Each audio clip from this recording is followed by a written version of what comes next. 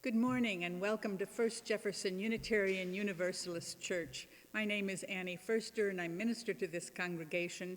We're continuing to stream our services on Sunday until we can go through the crisis and return to in-person services. But for now, we're welcome to this service. And I want to tell you a little bit about some upcoming things. The congregational meeting is scheduled for May 31st. It will be done online by Zoom, and you have probably been notified by email that went out to every member of the congregation, every member and friend. And so please look that up. If you do need a printed version of the packet, please let Carl Thibodeau, our church administrator, know, and he will mail you one this week. There's still time if you contact him this week to ask for a printed copy. Otherwise, you can download the one that is in your email. And we hope to see you at our first virtual congregational meeting on the 31st. Again, welcome, and let us begin our worship service this morning with a prelude.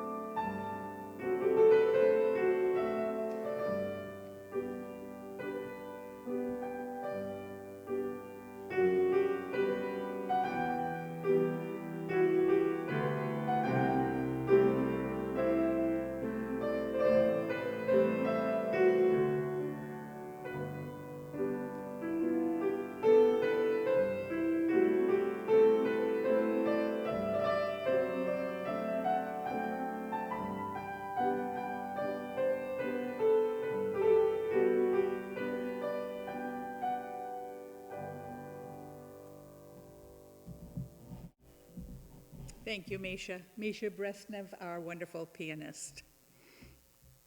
My call to worship this morning is from the Reverend Emily Wright Magoon, and she wrote, "Here in this sanctuary this morning," and I think she means whether we are actually here or whether you're watching it online, "we do find the world because we are of and in and from the world. Some of us are weary from exhaustion. Some of us are bitter from too much testing. Some of us have a yearning for more than the surface life. Some of us are aching to give and to receive, and some of us are eager to cross new thresholds. All of us are wounded in some way. All of us are triumphant in some way. The world is all here, among us, within us. And yet, we also consecrate here and now a different time, a different space, a space in which we can practice settling into the deeper waters of life, in which we can feel the ripples of currents that beckon us into the hearts of our lives, into the heart of the world. Come into this space where this morning we consider the practice of the Sabbath as a discipline of wholeheartedness. Come and be welcome because we have gathered. Please join me in our opening hymn. It's number 360 in our hymnal. If you have one at home, the words are also on your screen. Here we have gathered. And this morning we have with us David Bindi from the choir to help us sing. David, welcome.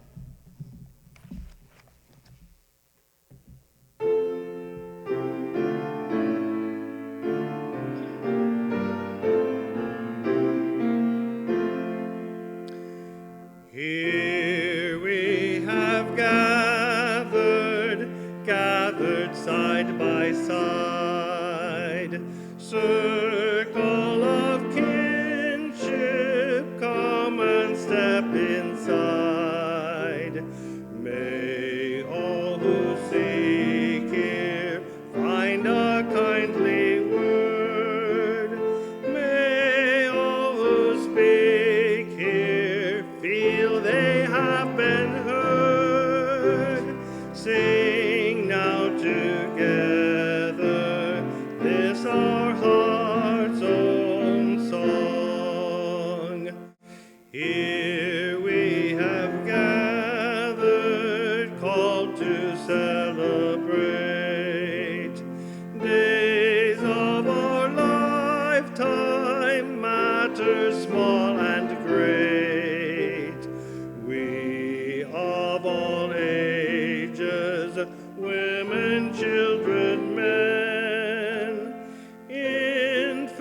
and sages, sharing what we can. Sing now together this our heart's own song. Life has its battles, sorrows, and regrets, but in the shadows let us not forget. We who now gather know each other's pain, kindness and heal us. As we give, we gain. Sing now in friendship this our heart's own song.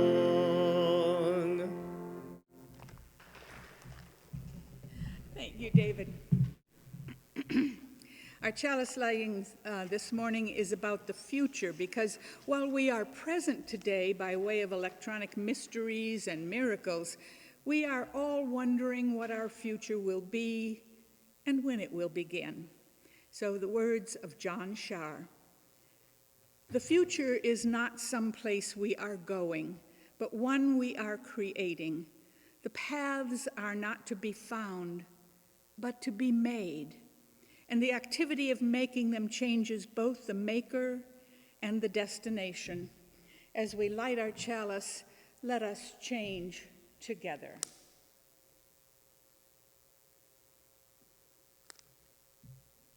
And I invite you now to repeat our covenant that we do every Sunday morning. Love is the doctrine of this church. The quest of truth is our sacrament, and service is our prayer.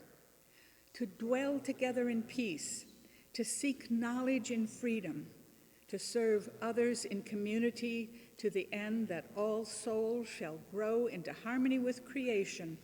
Thus do we covenant with one another.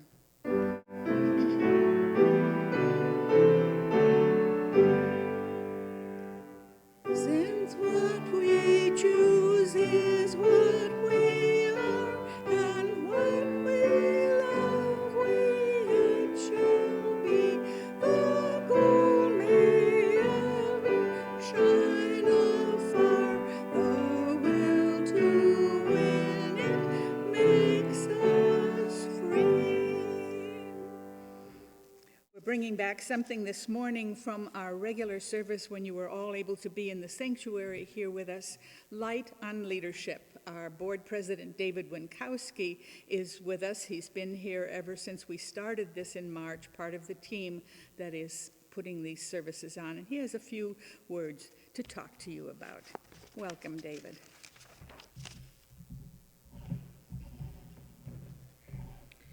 Thank you, Reverend Annie, and I haven't physically been here that entire time, but I have been here on Sundays. I'd like to read a few things. When I accepted this position as president of First Jefferson, I had hoped it would be a time of change. I had hoped it would be a time of growth and of new opportunities to reach out and make a difference. A time of new ideas like our chalice clusters, and a time for renewal of the building and the grounds. We have a great board assembled and members eager to pitch in and get things going. Even our annual pledge drive started full of energy. That was the first 2 months. We're looking up, and then March rolled around. And they say that the only constant in life is change. Well, it seems that even change is subject to change. But we found a way to adapt, and we did adapt. I am proud of how First Jefferson and the congregation and the leadership has stepped up in these times of change. We immediately the next week began recording and posting our services online. We continue to work on the building and the grounds. We have several people that come in here at least once a week. Many of our committees and clubs have already begun to meet online to stay connected. And as of today, we are actually holding, during this taping, our very first virtual coffee hour. I have learned that we are a force to be reckoned with. We are only 2 weeks away from holding our first virtual congregational meeting. The purpose of this meeting is important as it helps to set our plans and our budget for the coming year. We will need your presence and your input and your vote as we make these decisions together. Please plan to attend. And we will continue to introduce other great new programs as we go through this situation and connect even closer as a family. In addition, we are planning to kick off a new adult religious education program virtually. I am excited about these changes, and I'm excited about our future. And all the lessons that we've learned during this are things that we will be able to carry forward. But I'm asking you now a question. How can we, our Board of Trustees, make you feel better connected with First Jefferson during the time? Please feel free to contact us anytime if you have any suggestions or questions or concerns. We're here to serve you. Thank you. And I'll turn it now back to Reverend Annie. Thank you. And the board has been working hard, and I think from in the future we will be able to repeat David's words, and it will mean everything that has happened since. And then March rolled around. Yes. But now is the time for the story for all ages. It's called Old Joe, and I have no idea who the author is. I found it online, and Anonymous, that famous writer, is the one we can give credit to. So Old Joe lived way out in the countryside, and he had one good neighbor. They'd been friends all their lives, and now that their wives had died and their children were raised and they'd all left for their own farms, all they had was each other. But for the first time, they'd had an argument. It was over a stray calf that neither one really needed. It seemed as though the calf was found on Joe's neighbor's land, and so he claimed it as his own. But old Joe said, "No, that calf has the same markings as my favorite cow, and I recognize it as being mine." Well, they were both a bit stubborn, so they just stopped talking to each other. It seemed that a dark cloud had settled over old Joe until there came a knock on his door 1 week later. He wasn't expecting anybody that morning, and as he opened the door, he saw a young woman who had a box of tools on her shoulder. She had a kind voice and dark, deep eyes, and she said, "Hello, I'm a carpenter, and I'm looking for a bit of work. Maybe you have some small jobs that I can help with?" Well, old Joe brought her into the kitchen and sat her down and gave her some stew that he had in the back of the stove, and there was also some home-cooked bread, fresh churned butter, and homemade jam. He was truthfully a little lonely since he wasn't talking to his neighbor. And while they were eating and talking, Joe decided that he liked this young carpenter, and he said, "I do have a job for you. Look, right there through my kitchen window, see that farm over there? That's my neighbor's place. And you see that creek running right down there between our property lines? That creek, it wasn't there last week. My neighbor did that to spite me. He took his plow up there and he dug a big old furrow from the upper pond, and it flooded. Well, I want to do him one better. Since he wants us divided that way, I want you to go out there and build me a fence, a big, tall fence, so I won't even have to see his place anymore." And the carpenter said, "Well, if you have the lumber and the nails, I've got my tools, and I'll be able to build something that you'll like." Joe had to go to town to get some supplies, so he hitched up the wagon and showed the carpenter where everything was in the barn, and the carpenter carried everything she needed down to the creek and started to work. Well, the carpenter's work went smoothly and fast. She did her measuring and her sawing and her nailing, and it was about sunset when old Joe returned from his errands, and the carpenter had finished her work. When old Joe pulled up in his wagon, his eyes opened wide and his mouth fell open. There wasn't a fence there at all. There was a bridge going from one side of the creek to the other. It had handrails and everything, a fine piece of work. And his neighbor was just starting to cross the bridge with his hand stuck out in greeting. And he was saying, "Joe, you're quite a fellow to build this bridge. I'd have never been able to do that. I'm so glad you want us to be friends again." And Joe put his arms around his neighbor and said, "Oh, that calf is yours. I've known it all the time. I just want to be your friend too." And about that time, the carpenter started putting her tools in the box and then hoisted it onto her shoulder and started to walk away. And Joe said, "Wait, come back, young carpenter. I want you to stay on. I've got lots of projects for you." And the carpenter just smiled and said, "I'd like to stay on, Joe, but you see, I can't. I've got more bridges to build." And so she walked on, and there ends my tale. Now, what do you make of that? Building bridges isn't just about wooden structures, is it? She actually created a bridge between old friends who had fallen out with one another and didn't know how to get back together. That's a pretty good piece of carpentry, I'd say. Speaking of bridges, the Women's Alliance of First Jefferson UU Church this week built a bridge of sorts over this pandemic by holding their first virtual meeting on Zoom. The book club had already done the same, and other groups and committees are planning to get on the virtual meeting wagon. The church has 2 Zoom licenses that allow people to see one another and hear one another, depending on the equipment they have. It's not the same as meeting in person, but it's sure better than nothing. One of the licenses is in my name as minister and the other in David's as president of the board, but anyone in the church can use them. We'll keep posting instructions on the weekly email or on our website, or just email president or minister at firstjefferson.org. I do have a sad story from our church administrator, Carl Thibodeau, and his wife, Julie. Their wonderful cat, Omar, has died this past week. He'd been sick and then saved, but time finally ran out on him. Carl shared with me how Omar got his name. When he first entered the Thibodeau household, he went directly to the bookcase and pawed down one of the books, which fell to the floor.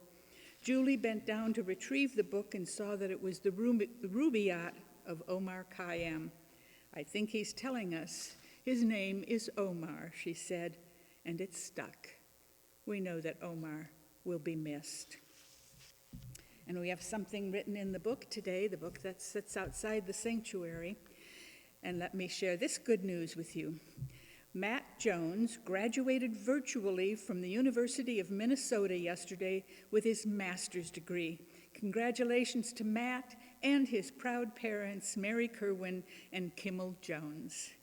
We're really glad to hear that. Let's take a moment to consider the stories that live in this community, even as we're separated from one another.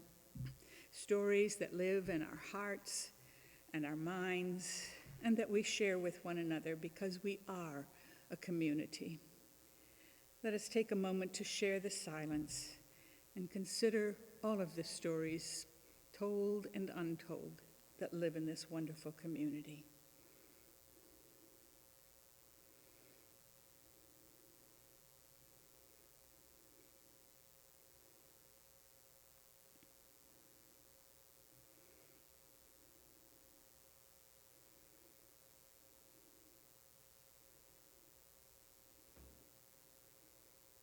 May the strength of this community continue to hold you when you are sad and to congratulate you when you are happy. That is one of the purposes of community. Maestro.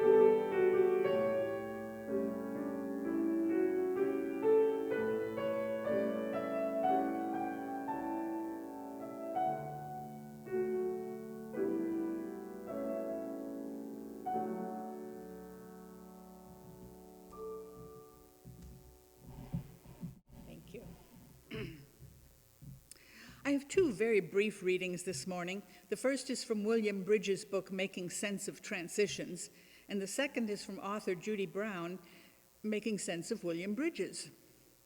So here's Bridges' thoughts on change and transition. Change, he says, is situational. Transition, on the other hand, is psychological. It is not those events, but rather the inner reorientation or self-redefinition that you have to go through in order to incorporate any of those changes into your life. Without a transition, a change is just a rearrangement of the furniture. Unless transition happens, the change won't work because it doesn't take. And then Judy Brown commented, William Bridges says that change is one thing, but transition is something else. So getting married is change. The birth of a child is a change. A new job is a change. The loss of a loved one is a change. Change happens in the moment, on a particular day. That's why we recall anniversaries and birthdays. But the transition from the way life was to the new life, that's a transition. And a transition is something more prolonged, more internal, less visible to the outward world, and not in our control. So I think what they're both saying is that when change occurs, we have to build bridges from the past to the future. And I'll talk more about that later. But let's sing our next hymn, Building Bridges. And we'll call David up again to help us with this.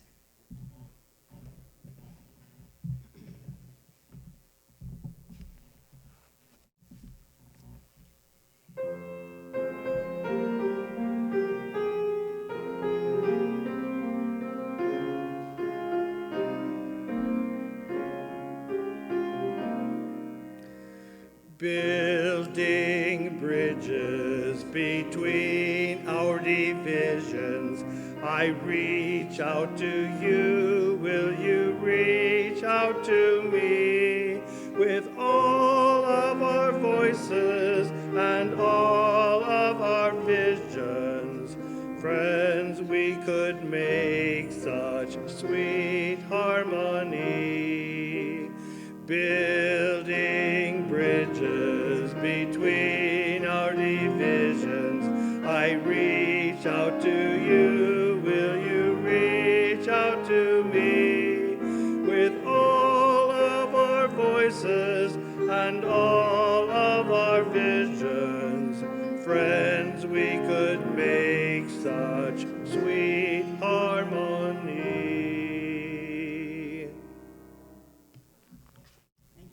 Thank you, singers, for joining us.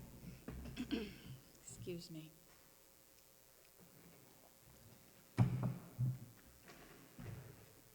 Okay, see if this scenario holds true for you. It comes out of my own experience, but my guess is it will sound familiar. You're in the kitchen, say, and you reach for the kitchen shears, and they're not in their usual place. And then you remember you borrowed them to use in the living room, and you didn't return them. You leave the kitchen, you go to the parlor, and then you stand there perplexed. Why did I come in here? You ask yourself. What am I looking for? There is no answer. You go back to the kitchen, and immediately you remember the scissors. You go back to the living room saying to yourself, scissors, scissors, scissors, so that you don't forget. I know you've done the same, different details, but that complete loss of purpose once you've passed from one room to another, that's universal. Well, the good news is you're not crazy. You're not losing your memory. You've been doing it all your life, and there's a perfectly logical reason for it. From the website of Science ABC comes this explanation. Psychologists believe that passing through a doorway and entering a different room creates a mental block in the brain, which means that walking through open doors resets the memory to make room for the creation of a new episode. This is referred to as the doorway effect. Oh, doesn't that make you feel better? You cross a threshold and your brain resets so that you can make room for what's going to happen next. How marvelously efficient our brain is, and annoying. But think about it. Thresholds are important to us humans in many, many ways. They are built into our rituals and into our rites of passage. Somehow we have always known, intuited perhaps, that our lives aren't just one smooth passage from beginning to end, and included threshold experiences, doorway effects into our celebrations. The graduate, on receiving her diploma, changes her tassel from one side of her mortarboard to another to signify that change in her life from student to practitioner. The proud owner of a new project cuts a ribbon to signify an important new beginning. The traditionalist groom lifts his bride and carries her over the threshold of their new home to seal the covenant of their new life. We change, we grow, we pass from one life to another. You may remember being 10 years old, but you are not the same person you were when you were 10. You have crossed many bridges, walked over many thresholds, and you are an accumulation of all of those experiences. It's rather comforting then to think that our brain allows us respite for making transitions like that. And I appreciate William Bridges' understanding that there is a difference between change and transition in our lives. Most people don't welcome change.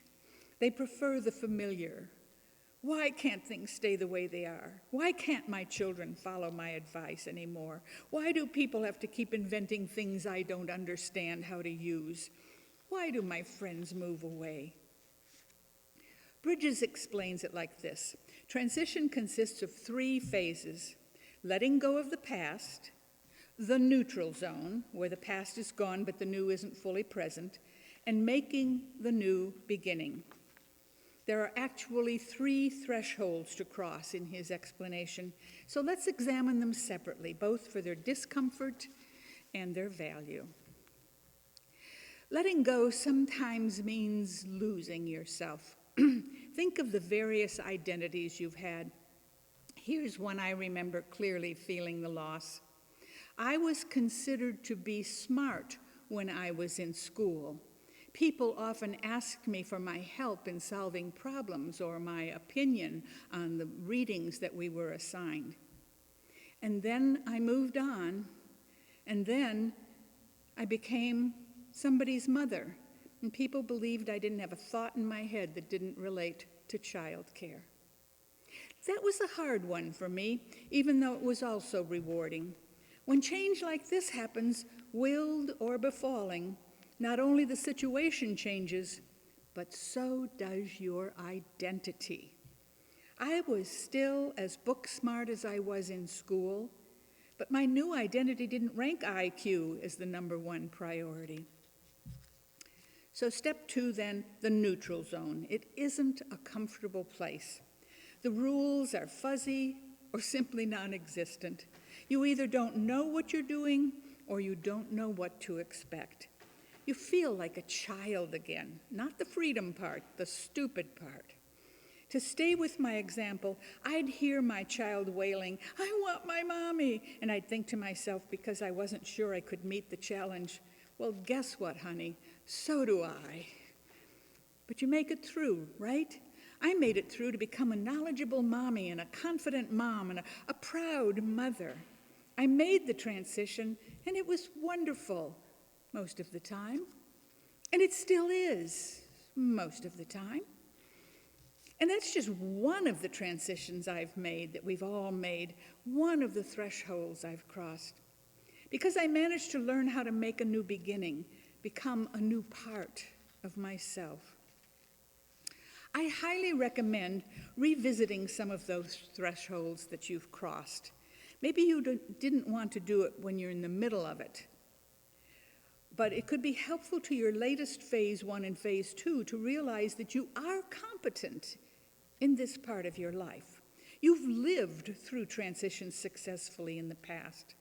And you've really never lost the identities you let go of. At least you don't have to, according to Madeleine L'Engle, who wrote, "Those who stand at the threshold of life, always waiting for the right time to change, are like the man who stands at the bank of a river, waiting for the water to pass so he can cross on dry land."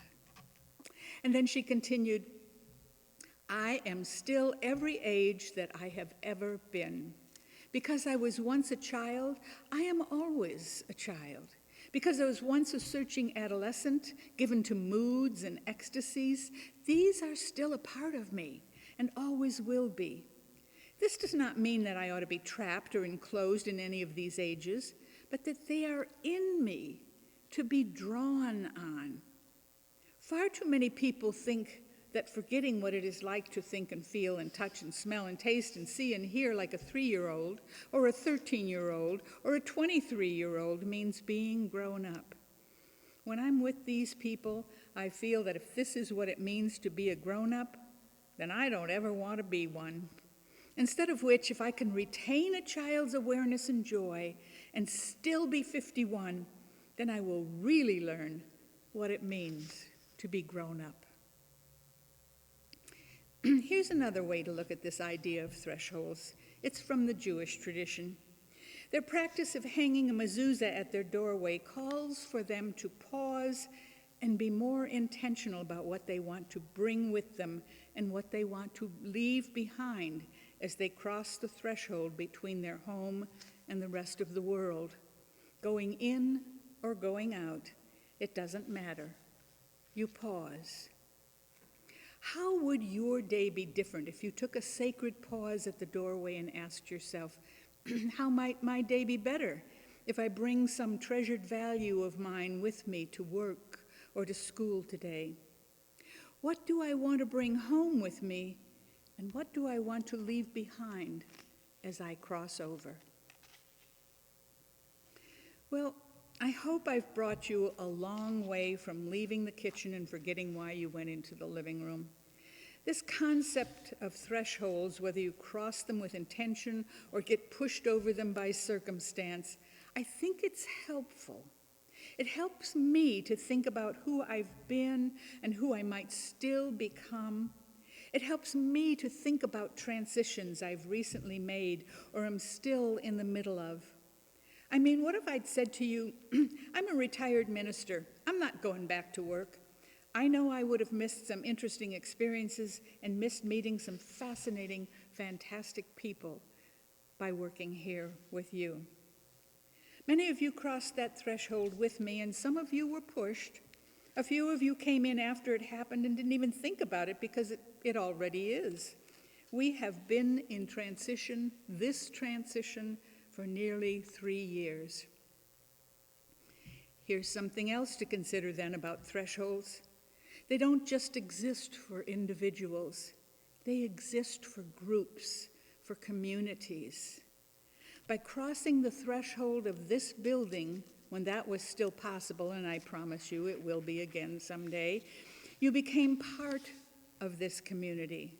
And becoming part of this community, you changed the community by your added presence. You brought something to the community. We, this community, called First Jefferson Unitarian Universalist Church, we are at another threshold right now.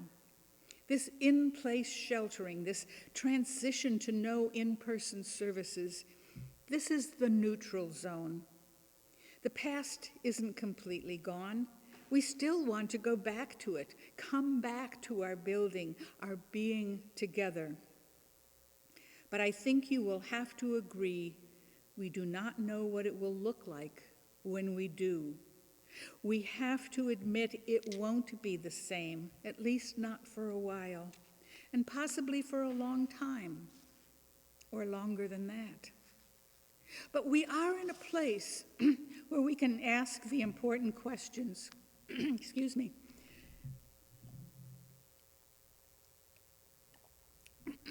It's dry. It's dry up here. Oh my goodness. Here we go. These are the important questions. Who are we? What do we want to retain? What can we let go of if we have to? That's a broad question that includes ideas, identities, practices, routines, and possibly people. Will we be the same people? What fears and cautions will we bring with us to this new old place? Will we say, like Reverend Rick Hoyt in his piece Falling into the Sky, and when you have been away long enough, far enough, done what you've set off to do, come back. Come back to the one universal everywhere and every when and everyone, this beloved community of all creation that you can never really leave.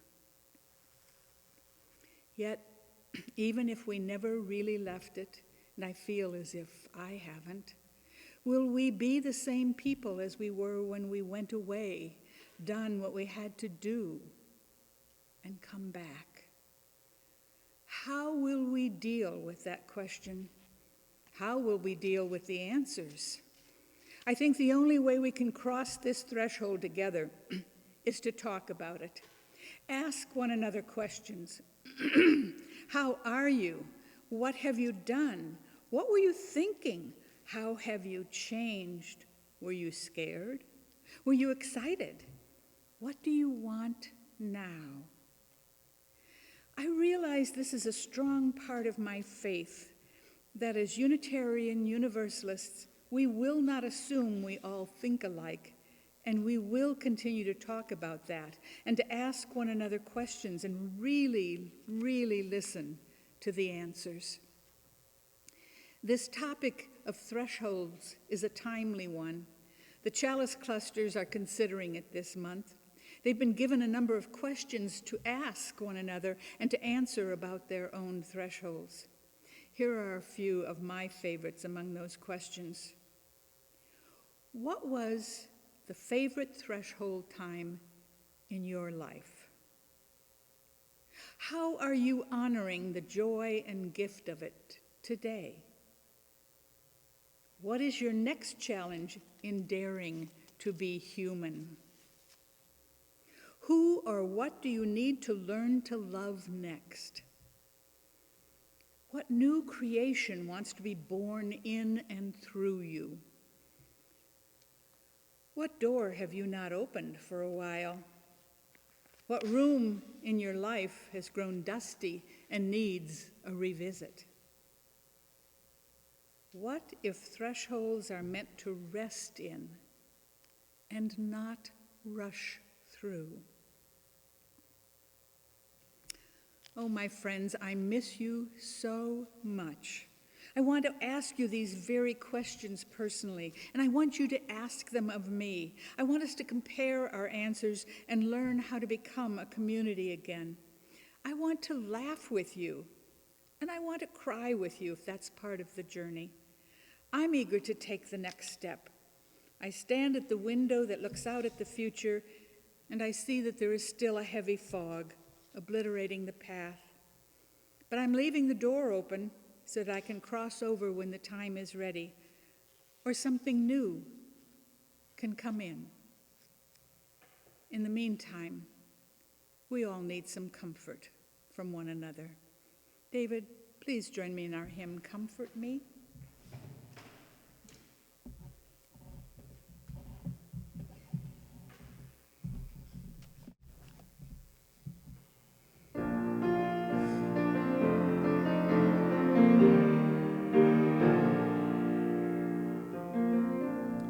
Comfort me, comfort me, comfort me, oh my soul.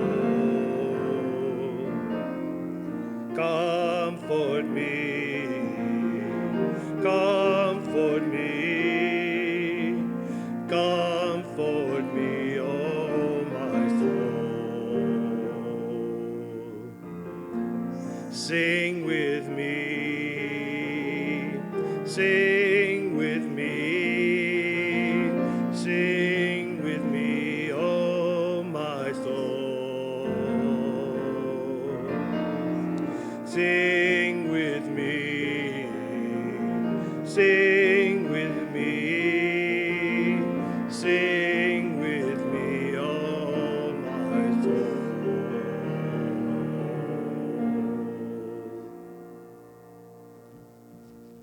Thank you, David. Thank you, Misha. We extinguish our chalice now, our chalice that has burned as a symbol of our community, our togetherness, even as we are apart. We carry it with us in our hearts and our minds. Maria Robinson wrote, "Nobody can go back and start a new beginning, but anyone can start today and make a new ending. So may it be in all our lives."